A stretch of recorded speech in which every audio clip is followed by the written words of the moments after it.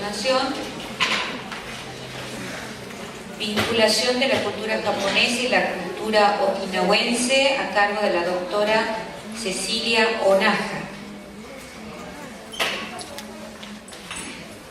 María Cecilia Onaja es profesora en Historia por la Universidad Nacional de La Plata, es máster en Estudios de Asia y África por el Colegio de México, es doctora por la Universidad de Posgrado en Estudios Avanzados en Kioto, Japón, con su tesis Historia de los inmigrantes japoneses en Argentina, inmigrantes libres y la formación de la comunidad japonesa. Es profesora de la Universidad de El Salvador en la Cátedra Historia de la Cultura de Japón, también docente, profesora adjunta en la Facultad de Humanidades y Ciencias de la Educación en la Universidad Nacional de La Plata, es profesora titular en Historia de Asia y África en la Facultad de Humanidades y Ciencias de la Educación de la Universidad Nacional de La Plata, también se desempeña como coordinadora docente del programa de intercambio con universidades japonesas. Es una profesora, está a cargo del programa de la carrera de especialización en estudios de Asia Oriental, Orientación Japón, en la Universidad Nacional de Córdoba. Es coordinadora del Departamento de Asia y el Pacífico del Instituto de Relaciones Internacionales de la Facultad de Ciencias Jurídicas y Sociales de la Universidad Nacional de La Plata. Tiene numerosísimos trabajos publicados y aceptados para publicar en revistas, periódicas, actas de congreso, libros y capítulos de libros. Escuchamos, doctora. Ante todo, muchísimas gracias a todos. Cambiamos la tónica, pero voy a explicar un poco cuál fue la idea de este panel también, ¿no? Después de una presentación general para todos los presentes, aquellos que no están familiarizados con el este de Asia y con Japón. O sea, es uno de los países, como todos saben, con 130 años de presencia en la Argentina. Y sin embargo, en el ámbito académico no hay espacios de estudio formales, ¿no? Nuestro conocimiento se basa en los medios de comunicación masiva todavía. Y son más los prejuicios, estereotipos que realidades. Entonces, creo que es muy bueno y la formación de docentes que tengan esa formación de base para transmitirla. Luego, en el caso de Rodolfo, el tema de la vinculación con el este asiático, pero todavía sabemos menos del este asiático y la presencia es plena.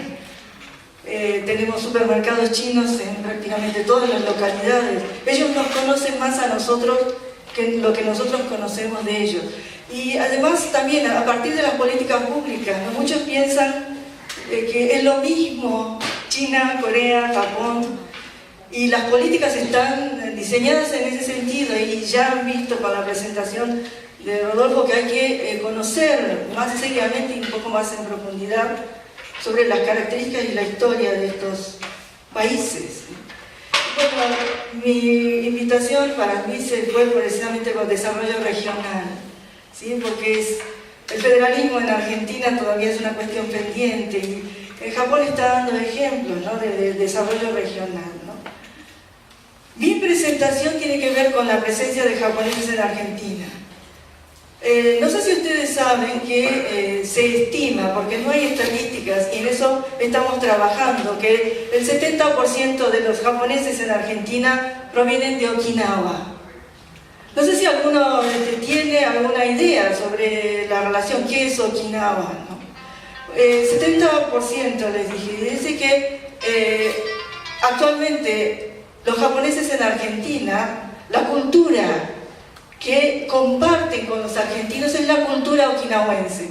Mi presentación tiene que ver con eso también. Mañana lo vamos a poder ver en práctica.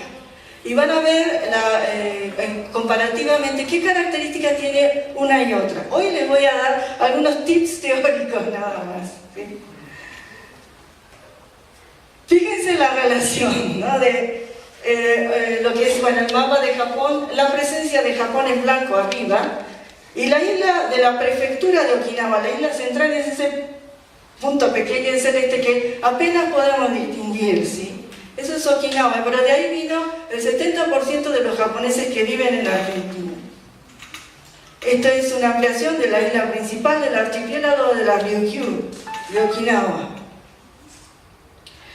Alrededor de 100 kilómetros de extensión tiene. Y en su periodo feudal hubo 3 reinos dentro de esos 100 kilómetros y algunos en conflicto entre ellos. Algunos datos comparativos de las dimensiones. Fíjense, ¿no? Las dimensiones. En cuanto a, población, a densidad de población. En densidad de población se puede precisar la importancia. ¿Saben? Okinawa, en cuanto a la cantidad de población, tiene el porcentaje más alto de inmigrantes. ¿Sí? Si comparamos la cantidad de población con la cantidad de inmigrantes que dio al mundo. ¿Sí? Así que es muy pequeño. Y algo muy importante que tenemos que entender de la relación entre Okinawa y Japón. Okinawa durante muchos siglos fue un reino independiente, pero voy a poner en contexto esto para explicarlo bien. Hoy se habló prácticamente en todas las presentaciones de la Segunda Guerra Mundial en adelante. Luis mencionó la restauración Meiji y la conformación, la construcción del Estado-nación moderno japonés. Pero antes de eso, ¿cómo eran las relaciones internacionales en la región? Para nosotros es muy difícil de imaginarnos, entender. Estamos hablando de relaciones en las cuales el centro era importante, pero no había fronteras delimitadas. Y es por eso que en relaciones internacionales se habla de ese periodo como del orden sinocéntrico. ¿Y qué clase de relación es esta regida por el orden sinocéntrico? Con centros irradiadores de civilización bien marcados y una periferia que comparte esa área, esa esfera cultural.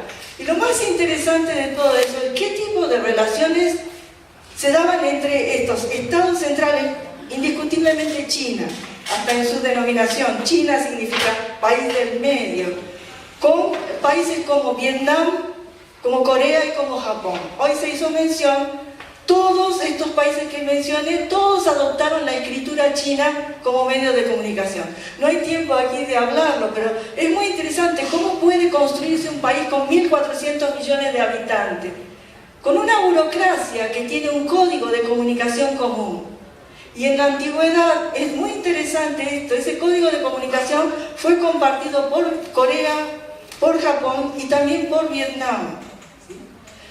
¿Qué clase de relación se daba entre el centro y la periferia? No era de explotación ni de obtención de recursos naturales, era de vasallaje en la cual el tributador daba regalos al centro, pero el centro, para mostrar su grandeza, a veces daba presentes a los reinos vasallos mucho más importantes que los que recibía. Y era una relación de doble vía, ¿sí? Entonces, para poder entender la relación de Japón con Okinawa, tenemos que partir de que el origen fue ese tipo de relación, ¿sí? Ese tipo de relación hizo que existiera un reino de las Ryukyu en donde está Okinawa. Y este reino de las Ryukyu, hasta el siglo XIX, fue doble tributario. Tributaba tanto a China como a Japón, ¿sí? Y estaba muy bien con ese estatus. Después vamos a volver aquí, voy a la historia.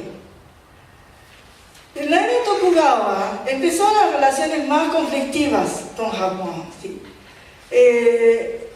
Un poco saben, no voy a extenderme en la historia, pero este periodo de la historia japonesa es interesante porque cerró sus fronteras, o sea, relativamente cerró sus fronteras, ¿sí? Mantuvo vinculaciones con Holanda a través de Nagasaki y en el caso de la Ryukyu con China. Como cerró sus fronteras, ¿sí? Los feudos entonces no tenían acceso al comercio exterior, excepto algunos puntos clave, y uno de ellos va a ser el feudo de Satsuma, que estaba en el sur, que era actualmente la prefectura de Kagoshima, ¿sí? El feudo de Satsuma pidió al shogunato, al gobierno central, la autorización para seguir manteniendo este comercio y someter a Okinawa a tributación, ¿sí? Por ese medio, este feudo en particular mantuvo un estatus especial, podía seguir comerciando con el exterior a diferencia del resto de Japón, ¿sí? Y esto le dio una situación privilegiada que, sintetizándolo así muy rudamente, va a ser clave para el proceso de restauración Meiji, ¿sí? Porque de aquí van a salir muchos de esos dirigentes que van a llevar adelante la restauración. Okinawa había compartido tradicionalmente y por estos flujos de relaciones una cultura común en algún momento, ¿sí? Pero las distancias hicieron que también siguiera una evolución separada, diferente, ¿sí? Y el feudo de Satsuma aprovechó de esa situación y para poder demostrar que eran más importantes que otros feudos de Japón, acentuó la diferencia de Okinawa, ¿sí? Porque eso les daba más prestigio. Ellos eran, digamos, dominadores o estaban en relación de vasallaje con un reino extranjero. Inclusive el acentuar las diferencias del idioma, del lenguaje, ¿no?, fue una de las características que le permitió a Satsuma en su momento mostrar ese poderío que ellos tenían frente a otros feudos. Así, bueno, comienza la historia de diferenciación entre Okinawa y Japón, ¿no? Okinawa estaba muy contento con esa situación de doble tributación. Era lo que se destilaba en la región, era una forma de relacionamiento normal, hasta que en 1868 se produce la restauración Meiji y Japón entra en el proceso de modernización.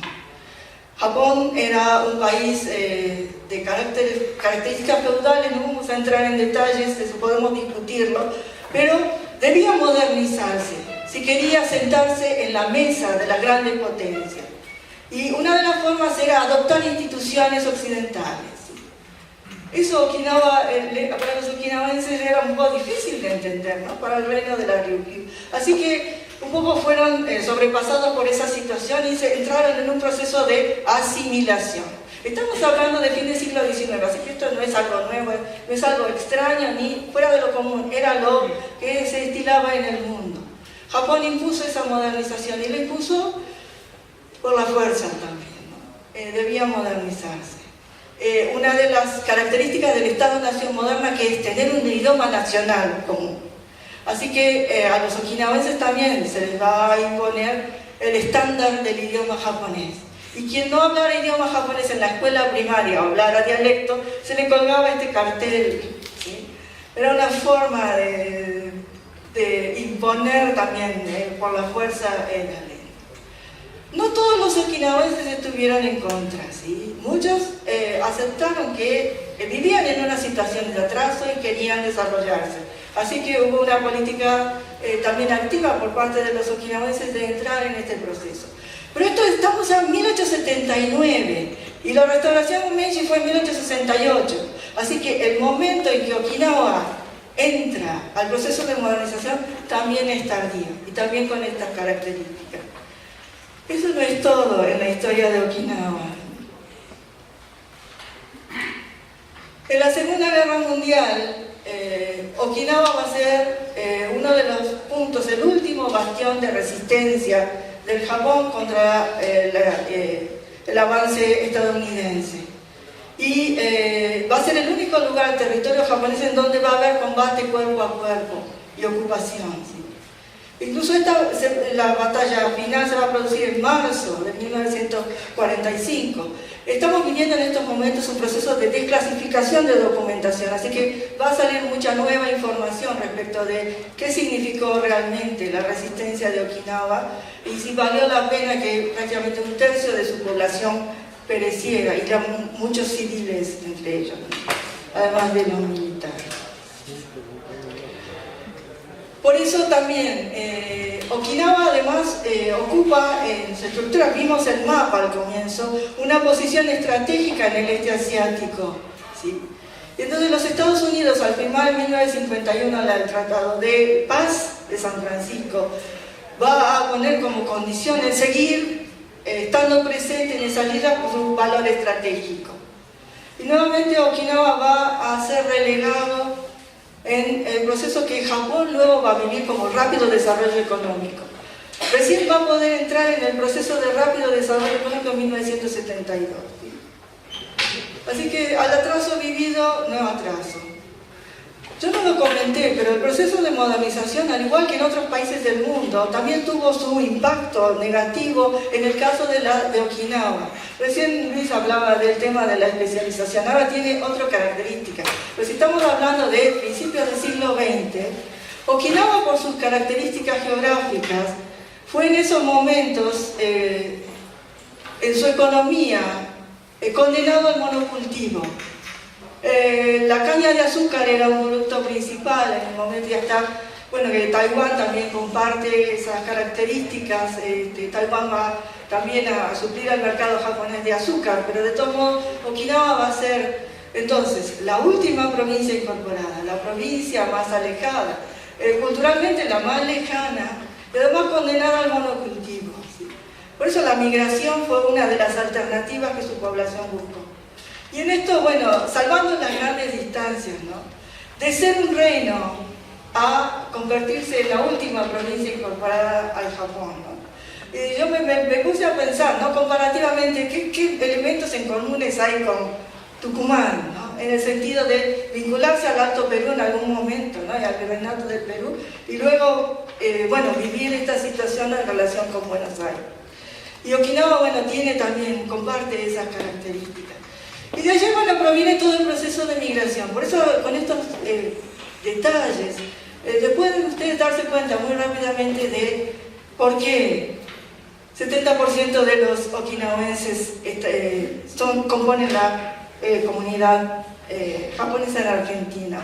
No solo fue Okinawa, no solo fue Argentina, el primer destino fue Hawái, y ahora vamos a ver. Me interesó este Memorial de la Paz que está en Mabuni, en el sur de Okinawa, porque el pueblo de Okinawa se encargó de rememorar, conmemorar, rendir homenaje a los caídos en esa terrible, sangrienta batalla de Okinawa. Y ustedes ven un soldado americano allí arriba, porque en este monumento no están los nombres solo de los okinawenses, están todos los japoneses, soldados japoneses que pelearon allí, están los coreanos que murieron allí, chinos y todos los soldados norteamericanos que cayeron en esa batalla. ¿Sí? Es un memorial de la paz que recuerda a todos, ¿sí? Por igual.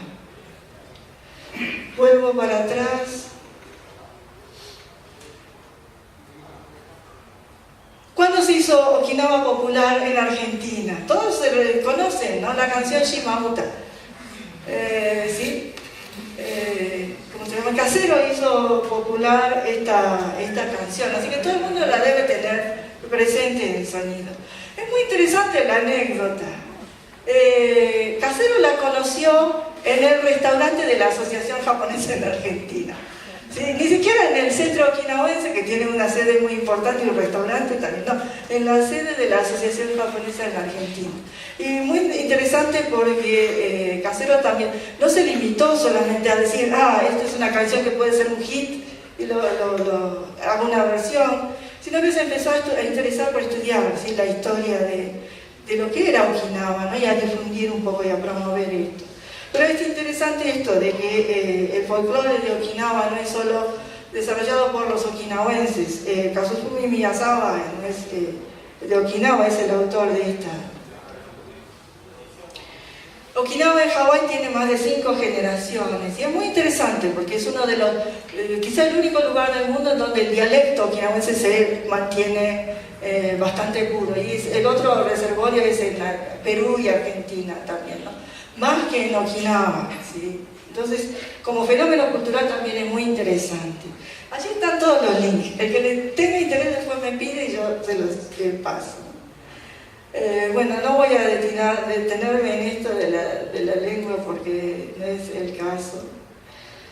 Lo que les decía del atraso, voy a ir pasando los slides para que vean. En 1972 recién Japón recupera la soberanía sobre Okinawa. Los okinawenses lucharon también por la reversión de la administración de las islas a Japón, y esto, bueno, se va a conseguir también con buenas luchas, ¿no? Pero esto no va a terminar. Actualmente es noticia todavía de la presencia de bases norteamericanas en en las islas de Okinawa y la lucha de la población por la erradicación de esas bases, porque significa, bueno, convivir con parte del ejército de los Estados Unidos y con muchos problemas con la población civil, ¿no? Es muy interesante porque en este tipo de sociedades y culturas también, ¿no? Las situaciones, en situaciones de opresión o de estas situaciones asimétricas también, es en la música y en el arte, ¿sí? En donde estos pueblos se pueden expresar y expresar sus sentimientos. Y la paradoja que se da es que mientras en el caso de Japón, ¿no? La música pop se ha generalizado y se ha muy internacionalizado, lo auténtico, en donde todavía se preservan ritmos auténticos, folclóricos, verdaderos, es, en el caso de Okinawa es uno de esos centros, y esto ha sido tomado por músicos populares japoneses y lo ha llevado al mundo.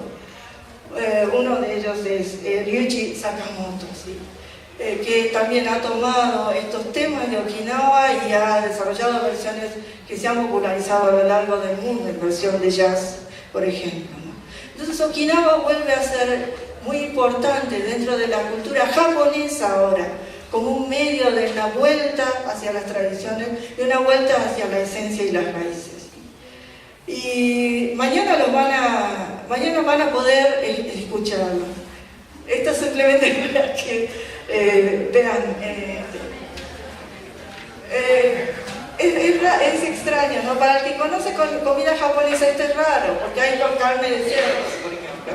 Carne de cerdo que en el arte culinario japonés.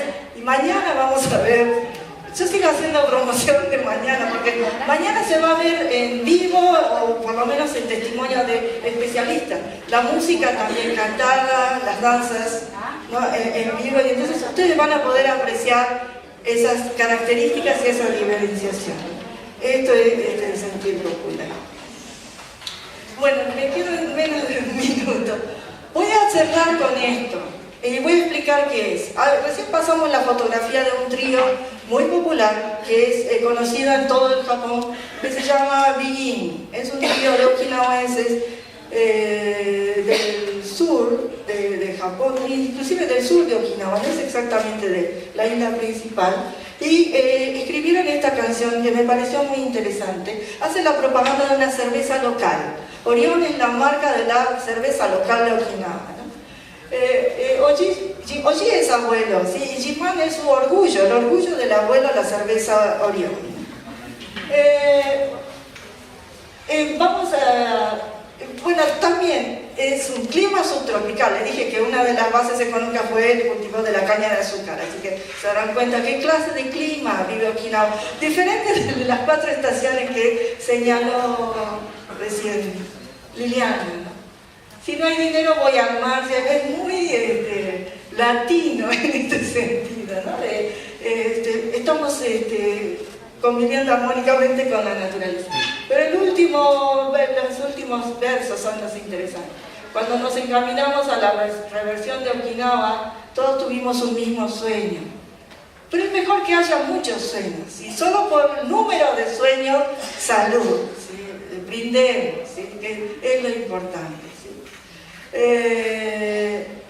Así muy sintetizado, espero que la idea más o menos les haya quedado. En pocos minutos es muy difícil transmitir todo esto, pero quiero que al menos les quede la impresión y la curiosidad de conocer un poco más al Japón, porque el Japón no es el Japón de los estereotipos, sino el Japón de la diversidad, y que en esa diversidad hay mucha riqueza y es muy interesante conocerlo, ¿sí? Había muchísimas cosas más para hablar, pero corto aquí. Muchísimas gracias.